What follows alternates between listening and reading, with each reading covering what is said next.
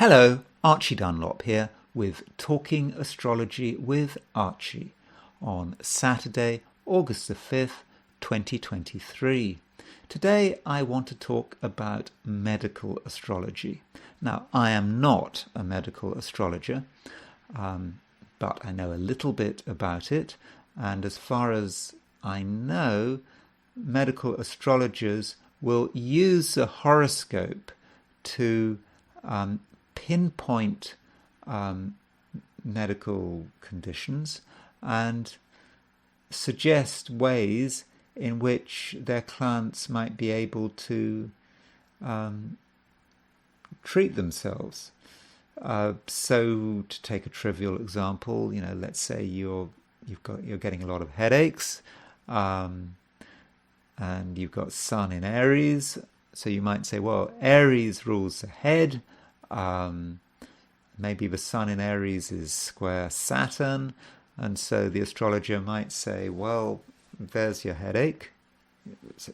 Maybe transiting something else, this Sun square Saturn is being transited, and the astrologer might say, well, there's your headache, and this is what you need to do to treat your headache. It might be about consuming certain vegetables, perhaps on a very trivial level, because every vegetable is ruled by a different planet. For example, a radish is ruled by Mars. So the reason radishes are ruled by Mars is because radishes have quite a hot taste. So that hotness is associated with Mars. At least that's what I think it's William Lilly in Christian Astrology, a book written in the 17th century. He goes through all of the vegetables and their rulerships, and I'm pretty sure he associated radishes with Mars. Now, the reason I'm talking about medical astrology is because I was looking for inspiration for something to talk about, and I found this story about Celine Dion. I don't know whether I pronounced her name right. I don't know much about her. Apparently she's a singer, and who did some song in that film The Titanic, that was released in 1997, and it's been reported that she has a condition called stiff person syndrome. I was just watching a video she was doing herself when she was talking about it and how debilitating it is. So what I wanted to do was set up her horoscope and see if we can find stiff person syndrome in her chart. And I will look at both her Western and Eastern charts, her Vedic chart, to see if they can shine any light on this issue. But before I do that, I do want to talk about today's astrology, and today is Saturday, August the 5th, 2023. So here is the chart for today. There's not a great deal going on. We have the moon in Aries and we have the sun in Leo, and the moon is applying to a trine of the sun in Leo. Okay, it's not exact, this trine, but I think we can feel its fairly positive energy. When the sun and the moon are in trine, it means that there's a certain harmony in the air. The sun represents the masculine principle, the moon represents a feminine principle, they're in trine. So there's a harmonious atmosphere. So it may be a great day for sort of meeting people, perhaps for, taking initiatives, whatever the reason, whether it's a social initiative, a business initiative. It could work very well with the moon applying to this trine of the sun. So overall, I think that's very good. The only real downer today is that Mars is opposition the Saturn-Neptune midpoint. And you can see it here. There is Saturn and Neptune. They're in Pisces. And Mars is in the opposite sign of Virgo. So the Saturn-Neptune principle is often about fear.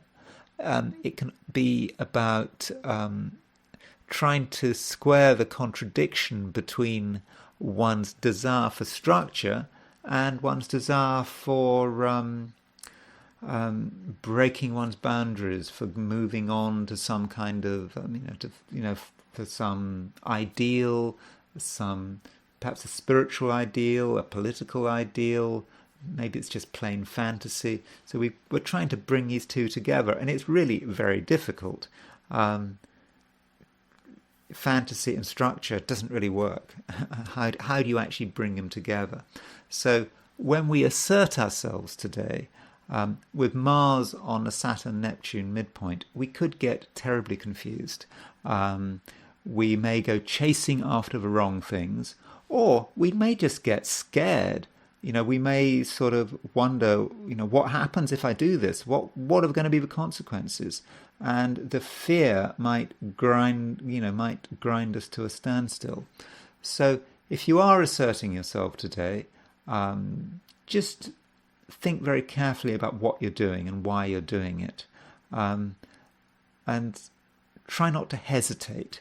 Hesitation, just, you're not asserting yourself, but you're perhaps revealing your hand, and that could put you in a very difficult position.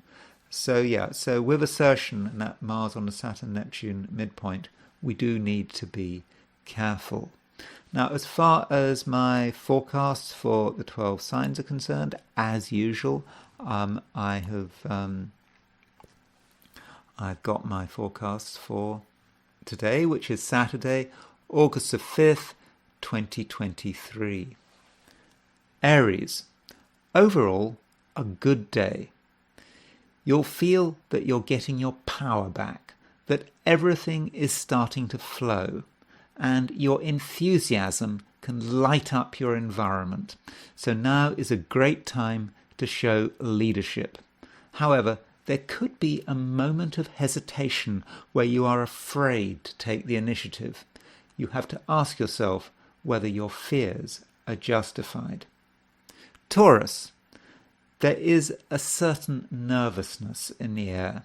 It's nothing to do with you and is connected with the world at large, but you may feel pressured by the situation, in which case you can take appropriate measures. For example, keeping social contacts to a minimum. And for some Taurians, secret activity can be very fortunate. Gemini, you can articulate your desires, not just in terms of money and status, but in terms of what you really want to do with your life. Not everyone will appreciate what you are saying, but that doesn't matter. Indeed, if no one listens, it's not your problem. But don't worry, you will get an audience. Cancer. Today, Cancerians are very effective. They know what needs to be done, and they understand the importance of money. And if you're involved in negotiations, you'll know what to ask for, and you won't be intimidated. Elsewhere, you meet people who are charming and attractive, but are they any good for you? Leo, you're still feeling confused, and you might find yourself sidetracked by irrelevant concerns. Or too much emotion could throw a spanner in the works. But the moon is making a favourable aspect to the sun, your ruler, meaning that once you find your groove, there'll be no stopping you. And perhaps you can rise above the confusion and start seeing the larger picture. Virgo, there are people out there who almost demand to be trusted. Perhaps they have charisma and sex appeal, and they are offering something that seems to be quite unmissable. Well, if anyone puts pressure on you, however subtle, they should probably be avoided. Focused hard work can resolve many issues. Libra, your social life is buzzing thanks to a favourable relationship between the sun and the moon. And you have the capacity to bring people together who appear to have not much in common. But it's important that you make the decisions. If you let others take control, their complex motivations could bring the day to a halt. Scorpio, on paper you should be in a good position, but there's a danger that you don't make the most of the available opportunities. You might find it hard to see things through, perhaps because you're distracted or because you hear some false information. While it's important to be sensible, you also need a plan to navigate the turbulence. Sagittarius, at work you are ambitious and deadlines will be important to you, but you can't expect everything to be simple. There are people who want to be in control, whose approach may be somewhat questionable. You have to somehow negotiate the situation, getting what you want without causing offence. Capricorn, you know how to present yourself in a positive light, but you have to find the opportunity. This may not be easy, because circumstances are pushing you away from the limelight. But maybe it's a matter of preparation, doing your own thing without having to please anyone in the short term, and then, at the right moment, you'll have your chance. Aquarius, you may not be in the strongest of positions, at least relative to other people.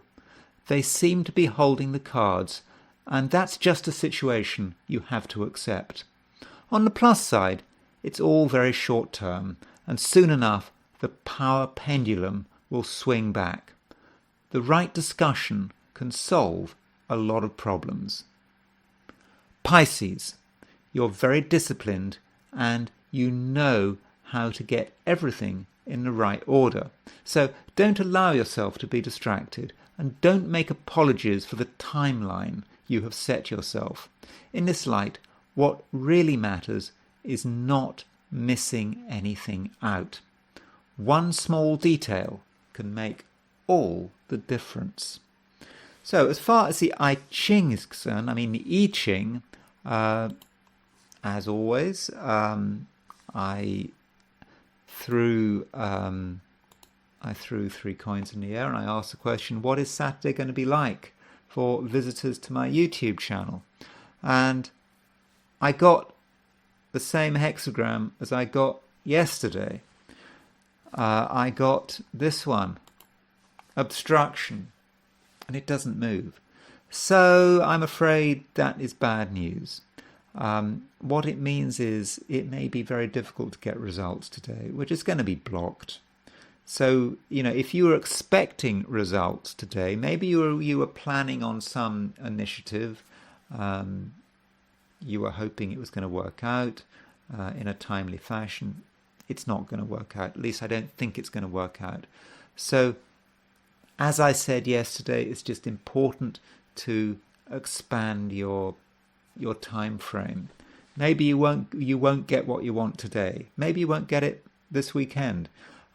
Just be patient, because you have to wait for the circumstances to change so that you can actually remove the obstruction. But do remember, this is only a reading for one day, so don't take it too seriously. Now, as far as the chart of Celine Dion is concerned, I'll start off by just looking at her horoscope in general. This is her chart. So she was born on March 30th, 1968 at 12:15 p.m. in Charlemagne, Canada. So it's actually a very strong chart. She was born around noon, So we've got the Sun close to the midheaven. We've got Saturn close to the midheaven. In fact, there is an exact Saturn midheaven conjunction in this chart, which has got to be really important. You also notice that she's got the moon. She's got the moon, Sun, and Saturn in Aries. She's got the North Node in Aries as well. The North Node in the 10th house in Aries is suggesting that by being on the public stage, and I think she, looking at her biography, apparently she always wanted to, perform in public. This is always important to her, and as the North Node is in Aries in the 10th, this seems to be the right thing to do. She wasn't falling back on some line of least resistance. This was definitely the right thing to do. So that's really powerful. Saturn needs some comment here. Saturn is fallen in Aries. So because Saturn is exalted in Libra, so it's fallen in Aries. So this could be a bit of a negative, particularly as it's angular. Depending on how you look at astrology. Yet on the other hand, there was a booklet written by Robert Hand. I can't remember the title, but he was talking about sex. That's SECTS, and he was talking about sex and looking at planetary strengths, and he was saying, it's important for planets to be in the right sexts, and Saturn is certainly in the right place, because Saturn is a daytime planet. So Saturn likes to be in a daytime chart, and Celine Dion was born pretty close to noon. So Saturn is strong because it's a daytime planet, and in a daytime chart, Saturn likes to be above the horizon. So Saturn is above the horizon in a daytime chart, and also Saturn is a masculine planet. And you can see it's in Aries. It's in which is a masculine sign. So in that sense, in the sense that Robert Hand talked about these three sects, being daytime planet in a daytime chart, above the horizon in a daytime chart, and in a masculine sign, because Saturn is a masculine planet. That's really good. And yeah, her Saturn is really quite amazing in that sense. But the fact that it's fallen must have a little bit of an influence on it. But, Saturn really likes being close to the midheaven. So if Saturn's on the midheaven, that's very often a sign of career success. Someone who is prepared to work incredibly hard to get results.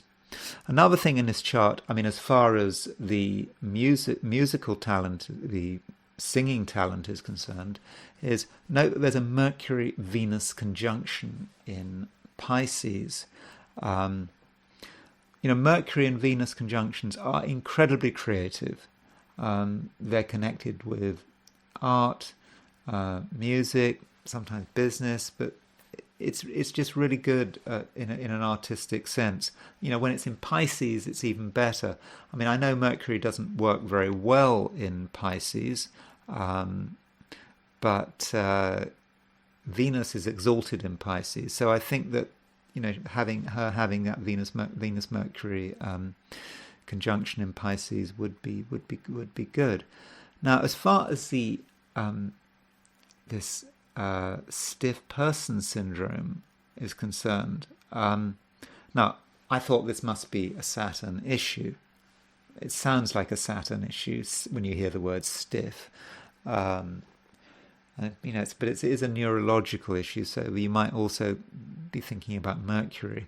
Um, but the sun, in a way, is her giver of life, because it's a daytime chart. The sun is high leg, so it really is her life force, the sun. Um, and also, it's really strong in Aries, and it's ruler of the ascendant. So, in a way, I know it's a female chart, and one should perhaps be looking at a female planet to describe her. Given everything, the sun does represent her and her life force, but it's conjunct Saturn, and I think that Saturn must be weakening the sun quite considerably, and I would have said that Sun-Saturn conjunction in her Western chart is the stiff person syndrome. I mean, it makes sense. It fits the symbolism. Now, so I am not a medical astrologer. I'm not going to make any suggestions on the basis of a Western chart about what she should be doing, except perhaps in a general sense. The sun needs to be strengthened, and you can perhaps symbolically strengthen the sun, through perhaps one's relationship to maybe foodstuffs that are ruled by the sun, vegetables, whatever. I don't know. I mean, I know that sounds really trivial. That sounds trivial. I suppose if you're into sort of magic, and that maybe talismans connected with the sun could help if you're into that kind of thing. That is certainly that's certainly a possibility. As far as timing is concerned, so we had two announcements. January the 15th, 2022, there was an announcement, I think, that she wasn't going on tour or something, and she said that she had spasms. But I don't think she mentioned the fact that she mentioned whether or not it was stiff person syndrome. And then December the 8th, 2022, she said that it was stiff person syndrome. But I wanted to look at that January the 15th, 2022, because that's like sort of a public announcement that there is a problem that is going to restrict her in terms of her professional activities. So I did the secondary progressions for this date. So there is her secondary progressions. So she was born March the 30th, 1968. So we've moved this on 50, just over 50 days, because she would be, I don't know, she's about 54 now, 53. Or she was in 2022. I think she's now 55. So the secondary progressions would give us some indication about what was going on in January 2022. Now, if we look at her progress chart, we will notice when that announcement came out on January the 15th, 2022, there was an exact Moon-Saturn conjunction. In other words, her progressed Moon was conjunct her progressed Saturn. So if you got a table of the planets and you looked at where all the planets were about 50, 53, 54 days after she was born, you'd see that the Moon was exactly conjunct Saturn. The secondary progressions also show us that progressed Mars is square her progressed ascendant. This is actually, I believe, beginning to separate a bit. I'm not sure. Is it going to be maybe separate? No, maybe not, because Virgo moves quite slowly. So Mars is square her ascendant. So that might again suggest issues. Progressed Mars square the progressed ascendant. Yes, it's getting stronger, that progressed Mars applying to the progressed ascendant, because I believe Mars will be going faster than the ascendant. So there are two things there in her progressed chart which might sort of indicate some problems. Then there are the solar arc directions. So solar arc directions, I did the solar arc directions for now. This is what she's experiencing like right now, supposedly. And what I found was interesting was that Saturn was at 831 Gemini. So that means that solar arc directed Saturn at 831 Gemini means that Saturn was very close to her Mars-Saturn midpoint. So directed Saturn on the Mars-Saturn midpoint, Mars-Saturn is about restricted energy, and I suppose having this stiff person syndrome and having directed Saturn on your Mars-Saturn midpoint is certainly going to intensify it. So I then thought, well, she's having a bad time, and when I have clients who are perhaps going through a bad time,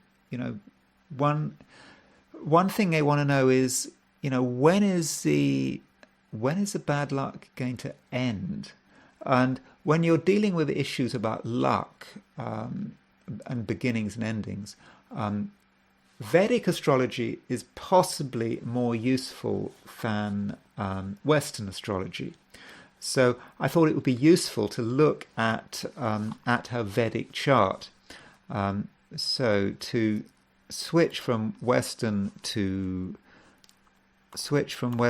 Eastern, let's go into her Vedic chart. Here we go. So this is her Vedic chart. Remember, all the signs go back. So in her Vedic chart, she's a Pisces, and so what happens in Vedic astrology, as I explained yesterday, is that you divide life into 9 periods, and if you add all these 9 periods together, it comes to 120 years. So what has been going on in her life, and when did the period she's in right now, when did it start? So if we look at her life,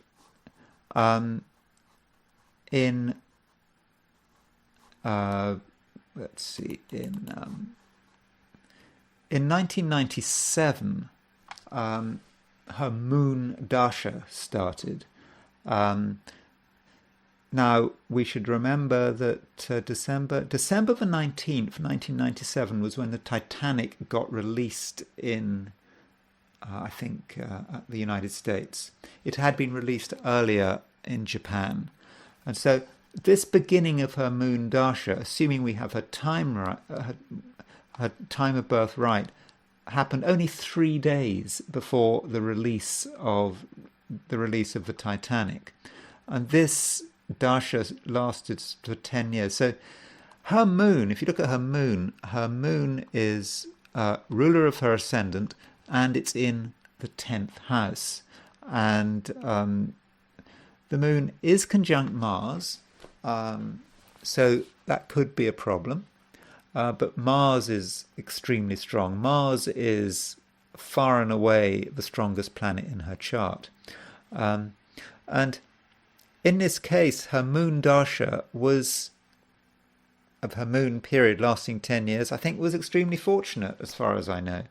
And it started off with this fortunate event. I believe the Titanic really made her like a mega star. I think she was a star already, but I think the Titanic and that song in it, no, I can't, I don't know what it was called, but apparently the song was really major.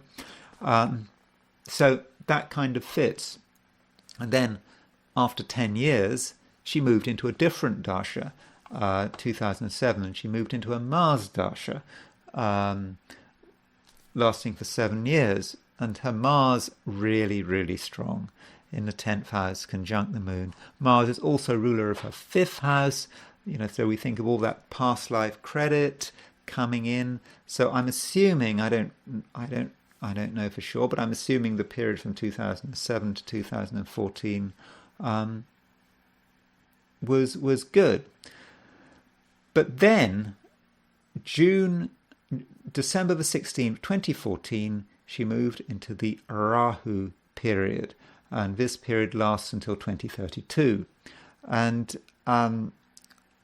I think this is when the problems started. Now, she had 2 male relatives who were sick with cancer. Her husband had cancer, and I think her elder brother had cancer. And I'm assuming that I don't know whether they'd already been diagnosed at the beginning of the Rahu period in December 2014. But her husband died on January the 14th, 2016, and her brother died on January the 16th, 2016. So husband and brother died within 2 days of each other. So this was in the first sub-period of a Rahu period. So this Rahu period is probably when it all started going wrong. She's just had 2 really important people in her life dying, and then in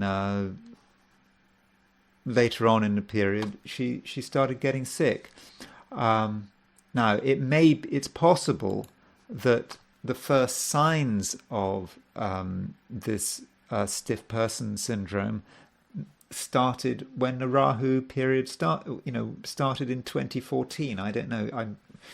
I'm assuming that stiff person syndrome, you must get some early symptoms, which at first you discount. So maybe it started as early as 2014. So this whole period up to 2032 is potentially going to be difficult for her. And in terms of the worst period and sub-period, because what Indian astrology does is you have these 9 periods of life, but each one of these 9 periods of life is itself divided up into 9 smaller periods of life. So we can see that from 2020 through January 2020 through to November 2022, she was in the Rahu sub-period, the Rahu major period, and the Saturn sub-period. So when she made that first announcement that she was having spasms January the 15th, 2022, she was in Rahu major period, Saturn sub-period. And when you've got these 2 planets conjunct, that suggests it could be really difficult.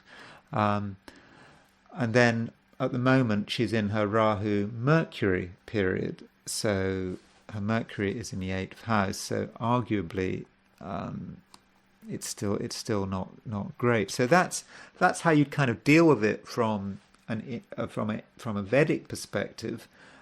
You can certainly now isolate a period of bad luck. The problem is that in theory this period of bad luck would go on until 2032. Maybe that's a rather crass way of looking at Indian astrology. I mean, I don't regard Indian astrology as my sort of main specialization. There are people who know far more about it than me. Maybe they'll even correct me in the comments of this video. Um, but the point about Indian astrology is that although it is very fatalistic, it has a lot of remedies. There are things you can do to mitigate a problem. So if Celine Dion went to an Indian astrologer, I mean, not me, but went to a proper Indian astrologer, whatever that might be, that Indian astrologer might come up with a range of remedies. The remedies could be relatively minor, like fasting on particular days, avoiding particular foods on particular days. You know, you've got, if she's in her Mercury subdasha, you know, Mercury might have something. Mercury is the rules Wednesday. What do you do on Wednesday? Mercury rules Wednesday. So that would be the sort of light way of dealing with it. Then you've got other things like gemstones. Maybe wearing gemstones connected with Rahu might boost Rahu. Of course, you've also got this problem. If you wore a gemstone connected with Rahu, which is the North Node, which is actually quite a malefic energy in Indian astrology, is it possible that you're actually strengthening your problem, or are you sort of gratifying some energy and mitigating the problem? So that's a question, and that's why I wouldn't be making any recommendations on this point. And if you really want to go for it, you could do things called yagyas, and yagyas is where you can have loads of priests in India saying prayers for you. They can lasting for days, and their prayers are completely linked to your horoscope, they can be pretty expensive, as you can imagine, if you're hiring loads of priests to say prayers relating to your chart. That is expensive, but it can be done. So the plus side on Indian astrology is the fact that you've got these antidotes. You've got a range of antidotes, whether it's fasting, gemstones, or saying mantras, loads and over and over again, to appease Rahu or whatever. So there would be ways in which you could mitigate this. So it might be that if Celine Dion consulted an Indian astrologer, she'd be told to do certain things, and that might help. One other suggestion about being in a Rahu dasha that I came across, someone suggested keeping lizards. Now, that might sound a completely bizarre thing to say, but it kind of makes sense, because Rahu is the head of the dragon. Ketu is the tail of the dragon. Now, it's not practical to keep a dragon. I mean, where do you find a dragon? Certainly not at Petco or PetSmart or whatever. But a lizard, if you look after a lizard and you make sure that lizard is healthy, you are appeasing Rahu. You're doing something symbolically connected with Rahu, and that can bring good luck. Whether it can help with stiff person syndrome, I don't know. It's just a suggestion. So that's her Vedic chart. So we can use astrology, I think, to identify the problem. I think that with Vedic astrology, we've certainly been able to identify a period of her life where certain things have gone wrong, like two male relatives dying, plus, of course, her getting this stiff person syndrome. And in terms of the Western chart, I think that it's got to be that Sun-Saturn conjunction. That Sun-Saturn conjunction in her Western chart has really describes the stiff person syndrome very well. Anyway, that's all I'm going to say for today, and I wish Celine Dion the very best, and I hope she finds a way of recovering from what seems like a terrible affliction. Anyway, I will talk to you tomorrow.